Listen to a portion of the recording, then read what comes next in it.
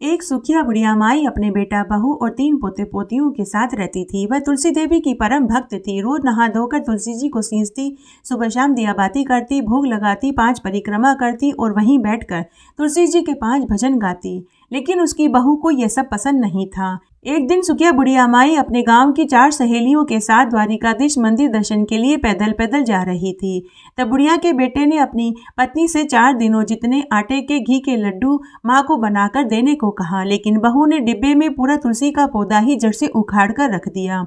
जब सभी सहेलियां रात्रि विश्राम करने के लिए रुकी तो सभी अपना अपना भोजन निकालकर खाने लगी। तब सुखिया के डिब्बे में तुलसी माता की कृपा से तुलसी का पौधा घी के लड्डुओं में बदल गया। सुखिया ने सबको आधा आधा लड्डू खाने को दिया तो सुखिया की सहेलियां बोली कि बहन, तेरी बहू तो तेरा बहुत ध्यान रखती है, तुझे घी के लड्डू दिए हैं, हमारी बहू ने तो ठंडी रोटियां दी है।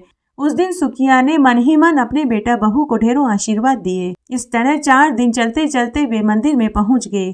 उस दिन एकादशी का दिन था। मंदिर में बहुत भीड़ थी। सुखिया ने तुलसी माता से प्रार्थना करी कि हे देवी, मुझे भगवान के दर्शन करवा देना। ऐसा न हो कि पंक्ति में चलते चलते ही मंदिर के पट बंद हो जाएं। ऐसा कहकर उसने आंखें बंद कर ली। जैसे ही उसने आंखें खोली तो उसने अपने आप को भगवान के सामने पाया। तब वह भगवान को एकटक निहारती रही। फिर शाम को वे बस में बैठकर घर आ गई। घर आई तो उसने देखा कि उसके आंगन में तुलसी का पौधा नया था।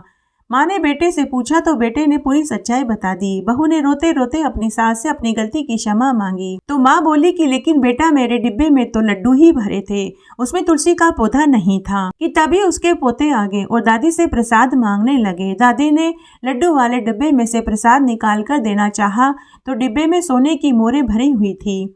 सोने की मोहरें देखकर सबको महान आश्चर्य हुआ। तब माँ ने बेटा बहू से कहा कि यह सब कुछ मेरी तुलसी देवी के चमत्कार का फल है। उन्होंने ही तुलसी के पौधे की जगह लड्डू किया और प्रसाद की जगह सोने की मोहरें करी। उन्होंने ही मुझे मंदिर की पंक्ति में सबसे आगे किया।